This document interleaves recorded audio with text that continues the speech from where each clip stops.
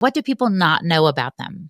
I think it's really probably just the nutrient density of it. I would say, like, even I'm learning new things. Like, I didn't realize that short chain fatty acids were created during the process. So just the enhancement of this very simple process is probably the thing that I was like, whoa, I didn't realize that.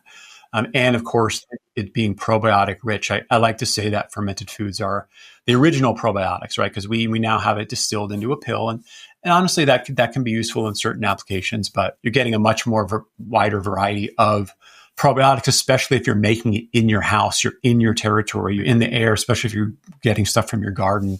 So those microbes are almost like custom tailored to you versus, if you buy something from far away.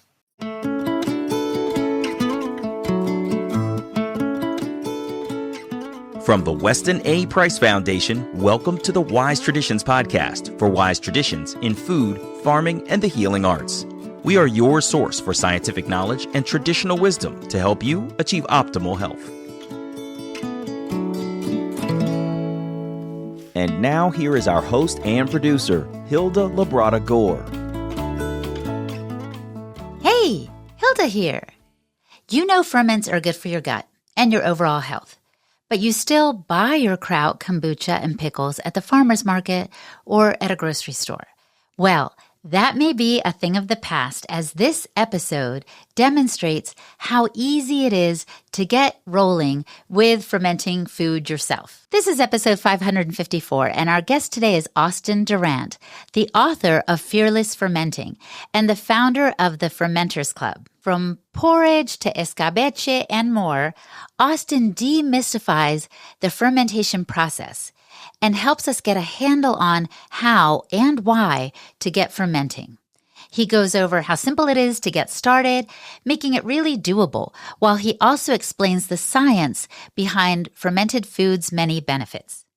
Before we get into the conversation, I want to remind you that it is the Weston A. Price Foundation's 25th anniversary. Join hands with us.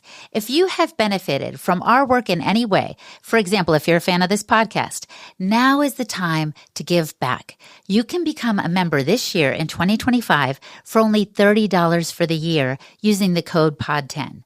And not only will you become a part of the Weston A. Price Foundation family, but you will be entered into a drawing to win a prize from some of our favorite Wise Traditions friendly companies. So join now. Go to westonaprice.org and click on the Join Now button. Again, using the code POD10, it's only $30 for the year. I'll put the link in the show description to get the ball rolling.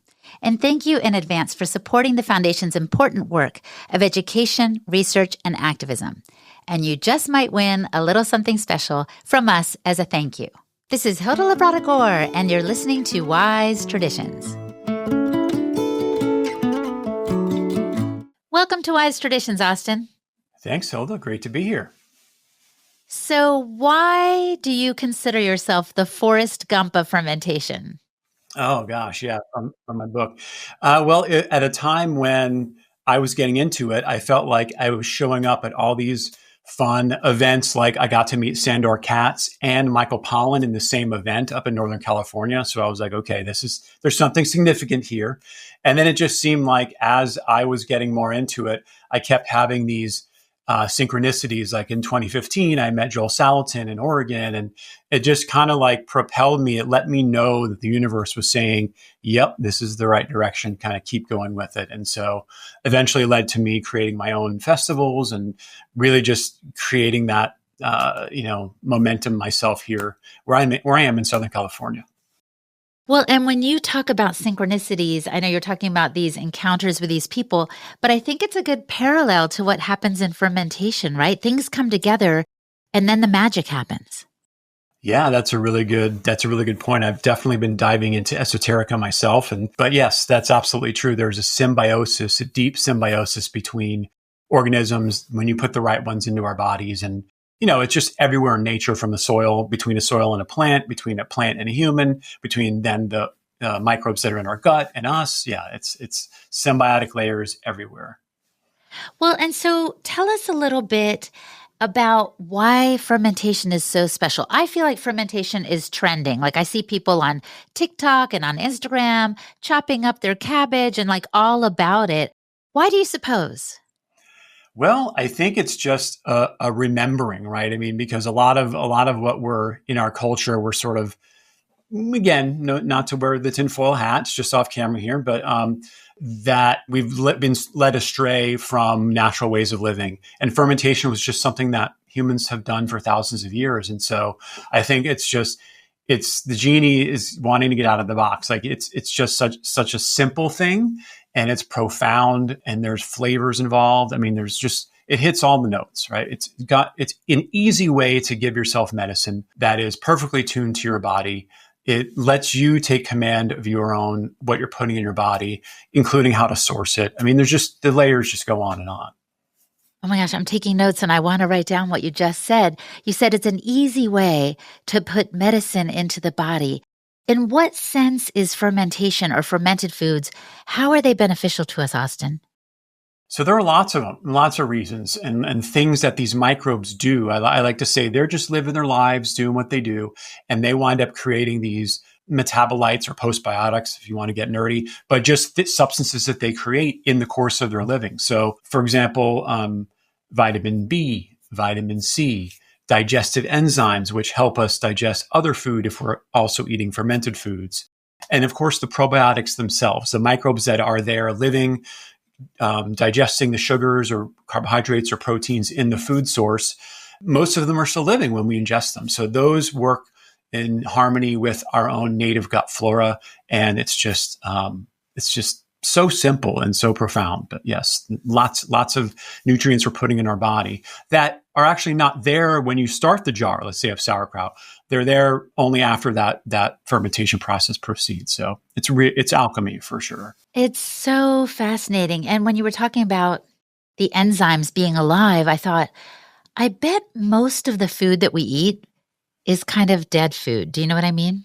I do. Yeah. Yeah. I mean, especially because, yes, we can enjoy blueberries in February if we're in the Northern Hemisphere, which not super natural to do, but we have long supply chains. We have, freezing and all that stuff. But a lot of that stuff either denatures or just, we have to pick the food before it's fully ripe. I mean, all the things that the Weston A. Price Foundation advocates in terms of that. But like the chi, the energy of the food is, I think, somewhat restored when we ferment as well. Now, of course, it always is important to start with seasonal, organic, and local as much as possible, regenerative now. But yeah, so I would say for the most part, it's true. Just because we have a flavor of a food doesn't mean its energetic quality or its nutritional quality is very high.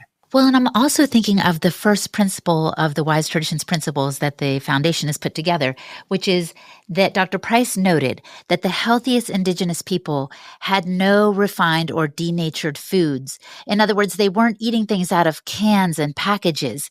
And when we talk about fermentation, just to clarify for the listening audience, we're talking about making ingredients, putting them together as our ancestors would have done in a container that makes, as you were suggesting earlier, the goodness more bioavailable. It enhances what's there and makes it even better. That's a different process than what Dr. Price was referring to. When he said overly processed, refined, or denatured foods, he meant things that we've put into a container that makes them actually, in a way, no longer alive. Very good point. Yeah. So fermentation is a process. I like to say it's the process of transforming and or preserving food.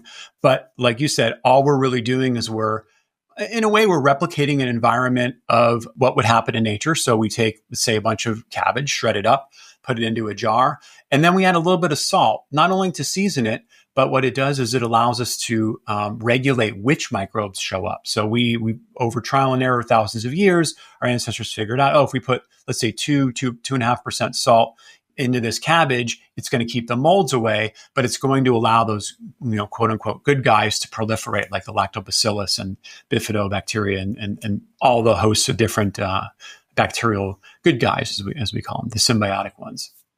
Austin, I want you to speculate for a minute. How do you think our ancestors figured that out? The right ratio? I kind of think about this often, especially if you know what a kombucha scoby is. It's this sort of this blobby looking gel. And I'm like, I bet there was a dare involved with our ancestors. Like, what did this form on our tea here? I dare you to drink it. So I kind of wonder about that. But as I'm getting more into the woo, so to speak, I think that we humans have had a much deeper relationship with our plant allies in previous cycles, because again, I'm learning everything moves in cycles. It's not linear as we're taught. And so we had this knowledge of plants. Where that came from, it's still somewhat mysterious to us. But I speculate that, well, for example, when we're talking about plant medicines, like the ones that bring us into altered states, they talk to shamans, they ask them, and they say, well, how did you know that these two plants out of 30,000, when you combine them, would create this effect? And they just simply said, because the plants told us. So, I think there's a wisdom that the threads are still with us today, thankfully, with all of our ancestors. Yes. And you're basically a part of this remembering right now, Austin. This is what I love, that you are calling us back. We might not be talking to the plants themselves, but we're talking to someone who's going to help us get back on track. I want to ask you about your book, Fearless Fermenting. What are we afraid of? What are most of us afraid of when it comes to fermenting? Right. Yeah. So the title came to me somewhat naturally before I started writing the manuscript, because I've taught classes over the last almost 15 years now. And people had trepidation, and they're like, well, I don't want to, you mean I'm purposely putting something on the counter and letting it sit for 2 weeks? Like, that sounds funky. Or they maybe tried it once without proper instruction, and it did become a science project. And like, that happens sometimes. But the truth is that fermentation is very safe. So especially when we're talking vegetables, it's a very benign process, because again, it's really just what's going on in nature. So if all goes wrong, if you mess up, if you forgot to add salt or whatever, if some bug got in there, worst case scenario, you just compost it and start over. But so with it being very safe, the corollary that I like to remind people is to trust your senses, right? Because we have a whole host of senses beyond the 5 or 6 that we're told, that help us negotiate our environment and keep us safe. And the truth is that nature is actually benign. We've been taught that this sort of hostility paradigm, but if we just pay attention and listen, nature will be very kind and will say, hey, look, we added some additional ingredients in, and now it's pink and fuzzy and gross smelling. You don't want to eat this. And just so honor that is kind of what I mean by the trust your senses. So I think it's a combination of, we've been detached from trusting our senses and from connecting with nature. So yeah, I guess I'm an ambassador in that way to help people restore this tradition that our ancestors all did, and is very, very helpful. Yeah, I love that about trusting our senses, because I was thinking, how do we know if what's been on the counter for 2 weeks is going to kill us? We can open up that can or jar, and if we're like, oh no, this does not smell good, then we'll know this is probably not meant for human consumption.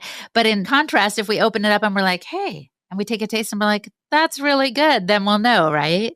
Right. Like I say, and then I'm not a doctor, I'm not a medical doctor, but most of the poisons and things that are lurking, at least in this natural process, will be obvious. Like, it's not going to be like hidden in there. Oh, you didn't taste the pickle, but it's going to kill you. Like, this is being a natural process. It's like, no, there will be some funky flavor. There'll be some funky, your body will just reject it, because again, we have deep, deep wisdom of thousands and thousands of years. Well, speaking of wisdom, you didn't grow up knowing how to ferment. I think you were a stranger to it yourself, right? I was, yeah. I kind of just on my own journey to understand where food comes from and, explore. I've always been, I don't want to use the word health conscious, it's so thrown around, but my parents were a little avant-garde. They, like, for example, very embarrassingly now, but my father used to, when we did go to McDonald's, I grew up in the 80s, and, kids, that's what we did. But he would specially say, like, can you make a batch with no salt? So he was sort of on to things. Again, as we now know, that's not necessarily good advice. But point being, there was an attitude of like, be somewhat discerning with what you're putting in your body. And so I think that carried with me into adulthood, and then just understanding and learning about food. When I first left school, I moved to the San Francisco Bay Area, which was just a food mecca. And so it just really opened up my eyes to that. And then, just was like, wanting to be more curious. And along that journey, first of all, I discovered the Weston A. Price Foundation because they kind of already had figured out what they were way beyond me in terms of like, oh yeah, things like raw milk and fermented foods. And so that was probably one of my first exposures to fermentation. And then I was like, this sounds interesting. And I made my first batch of sauerkraut, and then it hit all the things that I love: sour, spicy, salty, crunchy, and delicious. And that I was hooked ever since then. I think there's a reason we kind of crave that. Didn't you say in your book that your grandfather used to spoon feed you something, like you called it jet fuel? What was that?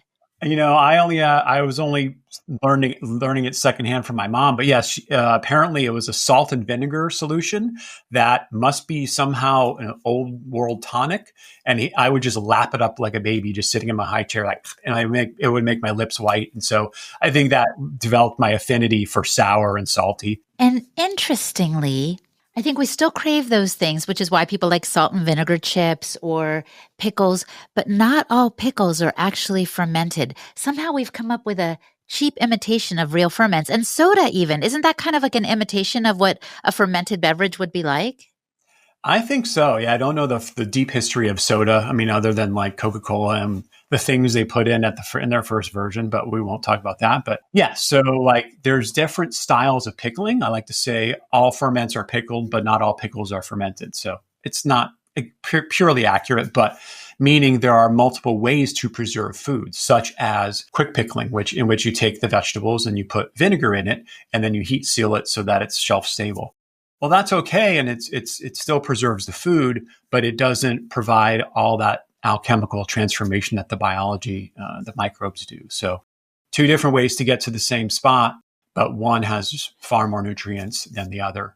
And I also think more flavors, because that alchemy that's going on is 7-10 day process, and there's a lot that can go on, and new flavors getting created. So, and then with sodas, yeah, it's probably something like that. There were naturally carbonated sodas like kombucha or water kefir that may have been an inspiration for the original, the soda shops, I guess, back in the early part of last century.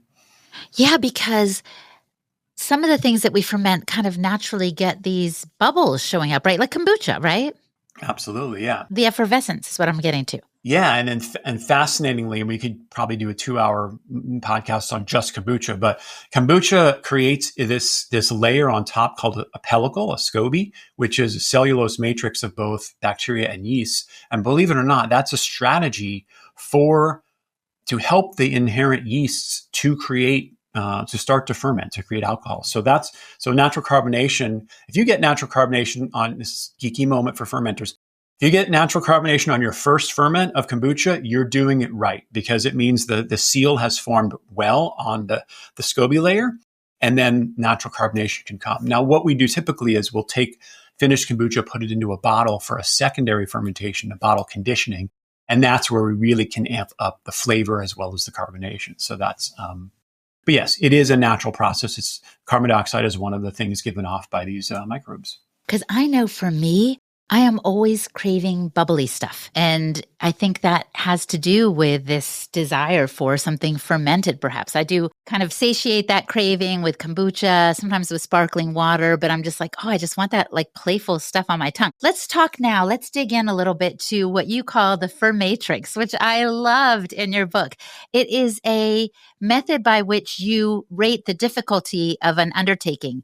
Talk to us about why you came up with that, and what's the easiest ferment for us to get started with. Great. Yeah. So the FerMatrix is, like you said, a scale that more or less takes a lot of different factors that go into making a fermented food and sort of gives each food a value, and then sort of amalgamates that into basically just a simple score. So you can go to my book, you can flip open to a page and say, let's just do it now. Here we go. Cubed radish kimchi. The FerMatrix score is a 14, which is relatively in the middle of the scale. So the scale is something like 0 to 20. And the lower the number on the scale, it means the simpler, generally speaking, the food is going to be. And it sort of allows fermenters, new and experienced, to choose their own adventure. So the recipes are roughly organized from lesser to more complex, but not necessarily. So the simplest food I would say is porridge, like just straight up grain porridge, whether it's oats or barley or wheat. And that has a FerMatrix score of 7. And then on the Wait a minute. I have to stop you right there. Porridge as a ferment? Why has that never crossed my mind? Tell us more about that. So really, I mean, cereal grains want to ferment on their own, right? That's what sourdough is. So if you just take whole grains and just put them into a jar with a little bit of water, it helps to inoculate it with a little bit of, if you've got whey or kefir or kombucha, but it will also proceed even if you don't. And after 2 days, you're going to get that nice sour smell. And then what I've noticed is, especially with whole grains, they take almost no time to cook. So once they're nice and soggy, after 1 or 2 days, you throw them in a pan and really you're just heating them up. So it saves time, because I used to make like steel cut oats or whole oats, and that was like a 30 or 60 minute process, right? So, and I think this is also in line with reducing some of the phytates, although I do believe, those cereal grains do have phytates, and I know that's a Weston A. Price Foundation principle. So porridge is that simple. And then you can kind of keep it going, like make enough for, let's say, 3 days worth, take off what you want, eat that for breakfast, and then replenish it with some new oats. And you'll have a little, I call it a porridge pot, that'll keep going for a little while. Oh my gosh, fascinating. Okay, good to know. Okay, so if we were going to get started, you would suggest starting with porridge? I mean, if you eat cereal grains, absolutely. If you want to go to something simple like a vegetable ferment, something as simple as like, carrot sticks, just in a little bit of brine or chopped up vegetables. One of my favorites is escabeche. It's kind of like, I call it taco bar veggies. Just chop up the veg, put it into a brine. And I have recipes for like what the ratios of salt to water is, pack it into a jar, and in a week or two, you will see that alchemical transformation happening. It'll start to smell sour. It'll start to soften the vegetables. So really any way you want to start, it's pretty straightforward. What part of the world is escabeche from? I believe it is definitely Latin America. I want to say maybe Central America. It's just, it had an origin in Spain. The word came from Northern Africa, and I think it just means pickled. And then it just sort of evolved over time. Now it's just sort of like pickled veggies. Coming up, Austin explains how we can start fermenting in the most low-tech of ways with stuff that you likely already have in your own kitchen. You're listening to the Wise Traditions podcast from the Weston A. Price Foundation. We pause now to recognize our sponsors. The New Biology Clinic. Modern healthcare systems are failing us. You know it as well as I do. It can be months-long waits for appointments, only to spend 10 minutes with the doctor, who quickly makes a generic diagnosis, resulting in medication dependency, invasive treatment options, and unpleasant or harmful side effects with no real cure in sight. If this sounds all too familiar, consider a different approach with the New Biology Clinic. It was founded by Dr. Tom Cowan, a respected alternative health doctor, author, and speaker. Dr. Cowan's holistic perspective on health and wellness and the true nature of disease really sets this clinic apart. At the New Biology Clinic, it's not about quick fixes. The wellness specialist takes time to understand your unique story, recognizing that illnesses have various causes and that you deserve a personalized healing experience. Clinic members enjoy a flat monthly fee that includes a range of valuable services like virtual health consults as needed, wellness specialist-led live streams on diverse health topics, access to a members-only resource library, and multiple live group sessions every month. And those sessions, by the way, cover so many topics, including fitness, breathing integration, biofield tuning, guided meditation, EFT tapping, and more. And there are so many plan options. You can join as an individual, a small or a large family. You can join for pet health, enrichment only, and even one-time health consults without a membership obligation. And unlike traditional healthcare that thrives on frequent visits, prescriptions, and treatments, the New Biology Clinic, their motivation is to find the root cause of illness, support your personal healing journey, and to keep you healthy. So go to thenewbiologyclinic.com today to learn more, or reach out to their friendly care team via phone or email. Whatever you do, use the code WISETRADITIONS in all caps to get $100 off your membership activation fee. Or use the code WAPF to get your first month free on an Enrichment Services Only membership. Again, go to newbiologyclinic.com to learn more, or reach out to their friendly care team via phone or email. And use the code WISETRADITIONS in all caps to get $100 off your membership activation fee, or use the code WAPF in all caps to get your first month free on an Enrichment Services Only membership plan. Your journey to genuine healing begins here. And Masa Chips Ancient Crunch. Did you know all chips and fries used to be cooked in tallow up until the 1990s, when big corporations switched to cheap processed seed oils? And today, seed oils make up 20% of the average American's daily calories, and recent studies have linked seed oils to metabolic health issues and inflammation in the body. Masa decided to do something different. They decided to do something about it. They created a tasty and delicious tortilla chip with just 3 ingredients and no seed oils. These chips are organic from nixtamalized corn, sea salt, and 100% grass-fed beef tallow. And these chips don't only avoid all the bad stuff, they taste incredible too. Masa is crunchier, tastier, and sturdier than other chips, which means it doesn't break in your guac. Snacking on Masa chips is honestly nothing like eating regular chips. With Masa, you feel satisfied, light, and energetic with no crash, bloat, or gross sluggish feeling afterwards. And an added bonus is that the beef tallow makes the chips much more satisfying, satiating, so you won't find yourself uncontrollably binging and still feeling hungry. Masa chips are beloved by tens of thousands of customers, and they have been endorsed by industry-leading health and nutrition experts like Ben Greenfield and Gary Brecka. Are you ready to give Masa a try? Go to masachips.com/wisetraditions and use the code WISETRADITIONS for 25% off your first order. That's masachips.com/wisetraditions and the code WISETRADITIONS for 25% off your first order. This is Hoda Labrada Gore, and you're listening to Wise Traditions. So if we want to get started, do we have to how shall I say, sterilize the mason jars we're going to put the stuff in? Sometimes it just seems so involved for the beginner. Talk to us about one way we can be less fearful and more ready to go with it. Yeah. So I kind of came at it from an approach of I like low tech stuff as much as possible, and fermentation is one of the lowest techs you can imagine.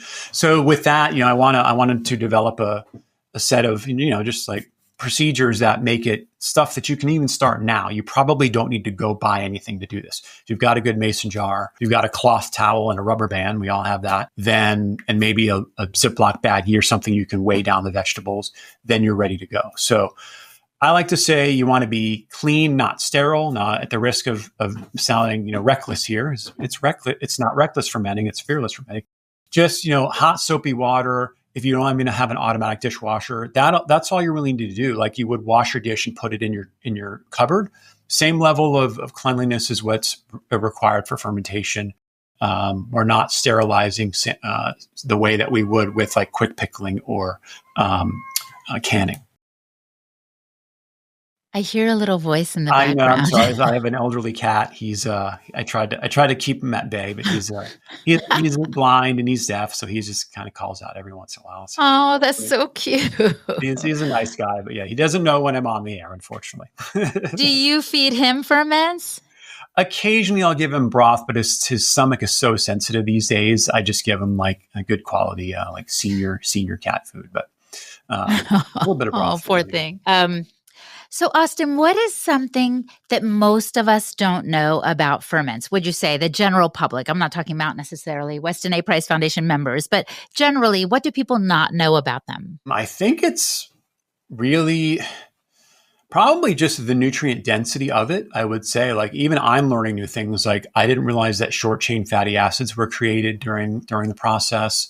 So just the enhancement of this very simple process is probably the thing that I was like, whoa, I didn't realize that.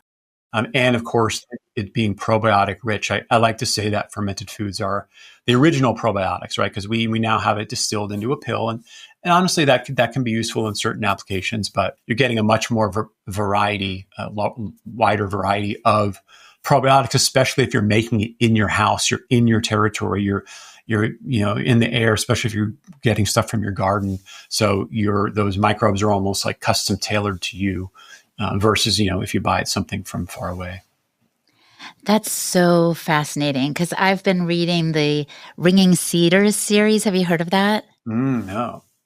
It's an account about a woman in the Siberian taiga. And without getting into it too much, basically, she says that everything that we grow and cultivate ourselves is more nourishing than if we get it from the store, even if you get it from the farmer's market. So for example, I could go to the farmer's market and buy some ferments, but if I actually make it myself, it is more tailored to me and it's going to even bring me more benefit. That's a little bit woo, like you were saying earlier, but I wonder if there is something to that. And maybe you can also contrast for us, Austin, the difference between wild fermentation and a different kind. Sure. Yeah. So absolutely. The woo is real with ferments, especially when you are like the sauerkraut, making sauerkraut and massaging it is almost a spiritual experience because you really are imbibing your electromagnetic energy into it. You're informing it like, hey, here's what my body is doing right now. And I do believe that communicates to the microbes and they will tailor what they're extracting from the vegetables to give it to you. I do believe that happens. And I've heard of that metaphor with seeds as well. Have you ever heard of putting like a seed in your mouth to get the saliva on it and then planting it? I mean, it's kind of a similar process. But what was the other half of the question? Well, the other half of the question, actually, I wanted to go from the woo to the science now, actually, and ask you about the short chain fatty acids. So tell me a little bit about what the benefits are of those short chain fatty acids and why you were surprised by this information that now they're available in ferments. Yeah. So again, my standard disclaimer, I'm not a doctor and I've not played one on TV. So my understanding is fairly limited, but short chain fatty acids are nutrients in our gut. I think it's the butyrates and some other ones. It's just something that I thought maybe when we ate the food, our bodies would then create that from what we put in there. But learning that it happened in the actual jar itself was just like, it just pre-digests our food and makes it easier for us to get all the nutrients from it. So in a way, it's using its own energy, the ether, and then we're getting to enjoy it. And we can spend less energy doing that and more energy towards running, hugging your kids or going out into the garden. So sorry, I brought it back to woo there, but No, I love it. And I was thinking about how some animals on the planet have multiple chambers in their digestive tract, which helps them digest the food or pre-digest it so they can easily absorb the nutrients. We are monogastric as human beings, right? So we need to have some help in that regard. And that's exactly what the fermentation process does. It pre-digests it, like you said, making everything more bioavailable so then we can get the energy from it easier. Absolutely. Yeah. I think I'd rather have one stomach, nothing against cows. I love cows, but one of their first chamber of that is like specifically like a fermenting stomach. They call it that, I believe, but, I'm no cattle rancher, but yeah, it's, No, it's great. You have your specialization in fermentation and we love it. So you mentioned the short chain fatty acids. You also talked about probiotics. And I know we've thrown that term and the enzymes around in this conversation quite a bit, but break it down for us. Why do they matter? Why do we need probiotics? So the definition of a probiotic is a organism that confers a health benefit on its host. So it turns out that we have about 50 trillion cells that make up our bodies, and we have about 1.5 times that number of microbial cells that live in and on our bodies. And that's in our mouth, that's under our arms, it's on our skin. And in our gut is sort of the largest of those neighborhoods, so to speak. So about 90% of that. I mean, it's like a staggering number, like 1 trillion or something like that live in our GI tract. And so these microbes are absolutely symbiotic with all plants, with all animals. Every animal has that in their digestive system. So that's just a given. We need to create a healthy environment in which this symbiosis occurs throughout our lifetimes. And so fermented foods, which contain these natural probiotics, is a surefire way to help keep those good guys, so to speak, in good quantity, as well as picking the right foods, right? If we start to eat foods that are not good for us, processed sugars, processed flours, et cetera, then that can attract certain different types of microbes, which will still take up residence in our gut, but will start to have deleterious effects on us. And again, I'm preaching to the choir a little bit here, but so fermented foods, probiotics do help keep that ecosystem in our gut and all over our bodies humming and resonant with our environment. Yeah, I think I was listening to a podcast one time where they were saying, basically, in essence, what you're saying is that there are more microbes. We are more microbes than human cells, right? We've got all these microbes all over us, all in us. As a matter of fact, this podcast was saying, the microbes are in charge. So if you think, oh, I'm weak-willed, I just want ice cream every night, it's not you, it's the microbes. And so if we have that imbalance, they are going to be craving more and more of the foods that feed, so to speak, the bad guys, as opposed to having the proper balance where we're not going to want to give in to a sugar craving because we've got just the right balance in our gut. Does that make sense? It absolutely does. And I can firsthand attest to it. I didn't necessarily want to make this a top subject, but I just completed a 5-day dry fast 3 days ago. No food, no water. And one of my purposes going into this fast was to curb my sugar craving, because I do have a bit of a sweet tooth. I mean, I can eat all things, fortunately, but I could tell that it was, like you had just said, it was influencing what I chose or what I mindlessly chose, was with my hand, right? Like, why is my hand reaching for that, pastry or whatever? And so only now, and I'm on the day 3 of the refeeding protocol. I haven't even eaten solid foods yet. It's broth and kefir, but there's a profound change already. And the benefits of a dry fast extend months after you do it. But right now I can mentally think of like a brownie, but I'm like, my body's like, no desire, just as a thought experiment. Wow. Do you think you starved off basically those bad gut bacteria that were craving that stuff? That is one of the absolute, and there's a lot of research, by the way, that's gone into this. It sounds hazardous, but there's a lot of good research, and especially from Russia is where it came from as a protocol. But yes, that is one of the ideas: is you shut down your digestive system completely, and then you go into ketosis, and then you start to go to autophagy, which is your body just cleaning up all those cells. And so with that, all the unwelcome bacteria that took up yeast, that took up residence, they're dehydrated for one, and then they're sent away. So it absolutely kind of does, I would call a reset, I guess. Again, I don't want to be too flippant about it, but definitely one of the first things we're taking, like I was doing, is again kefir and animal broth and stuff to get the proteins back. Hey, and Austin, I remembered the second part of that question. I was asking you to contrast wild fermentation, maybe with cultured fermentation.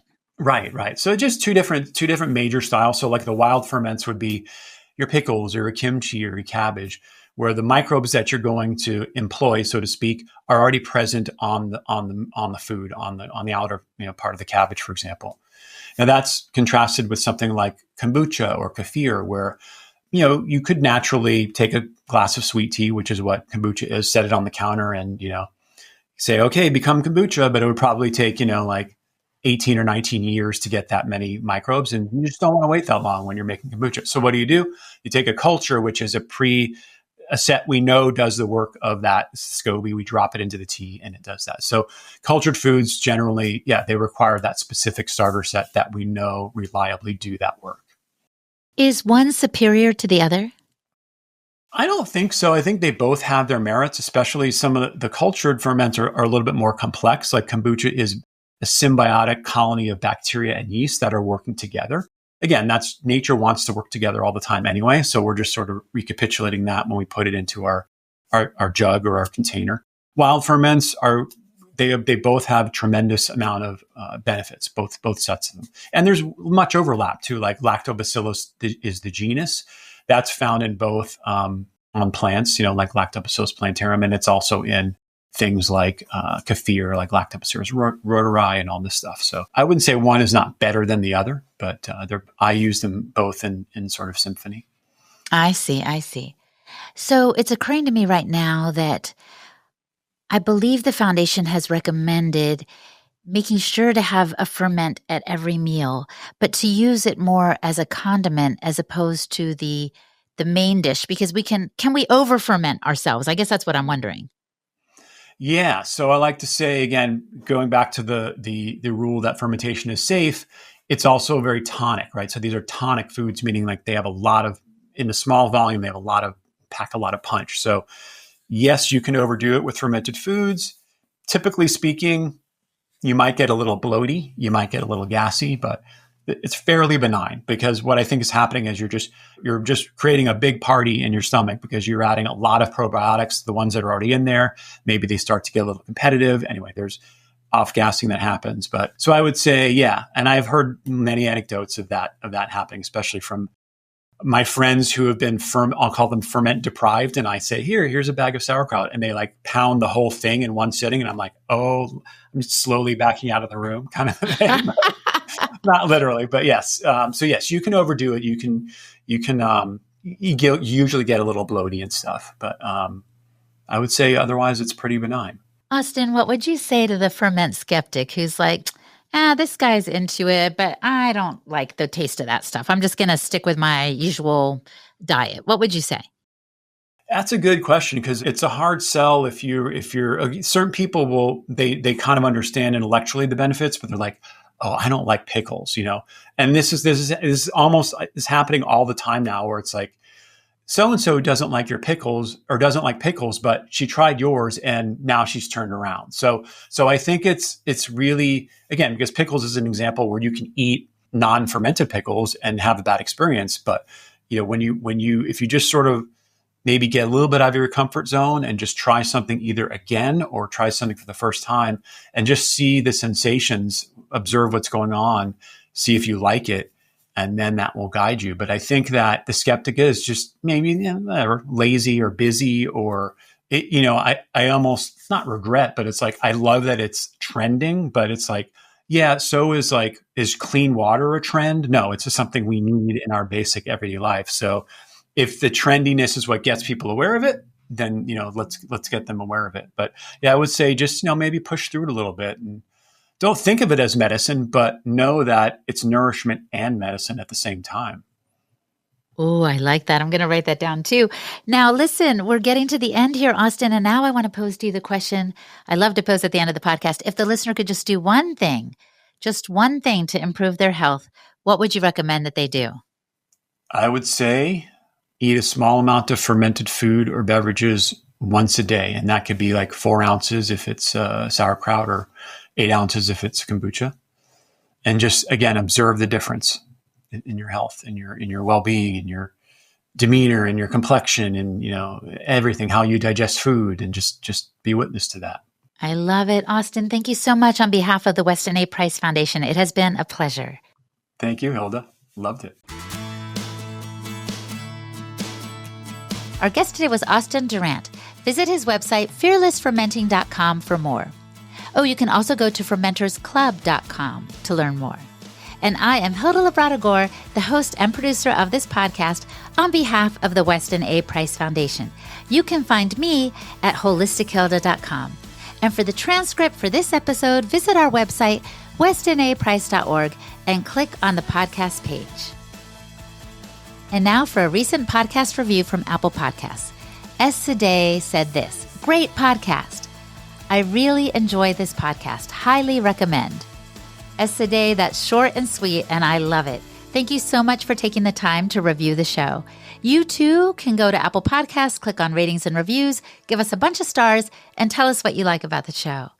And thank you so much for listening, my friend. Stay well And remember to keep your feet on the ground and your face to the sun. On behalf of the Weston A. Price Foundation, thanks for listening. We have many free resources to support you on your health journey. Visit westonaprice.org to find podcasts, articles, videos, and more. You can also find a local chapter near you for help in finding sources of great food. We invite you to support the Foundation's mission of education, research, and activism by becoming a member. Thanks again, and take care. Wise Traditions is a project of the Weston A. Price Foundation for wise traditions in food, farming, and the healing arts. The content on this podcast is provided for informational purposes only and is not intended to substitute for the advice provided by your doctor or other healthcare professional. It is not intended to be, nor does it constitute healthcare or medical advice.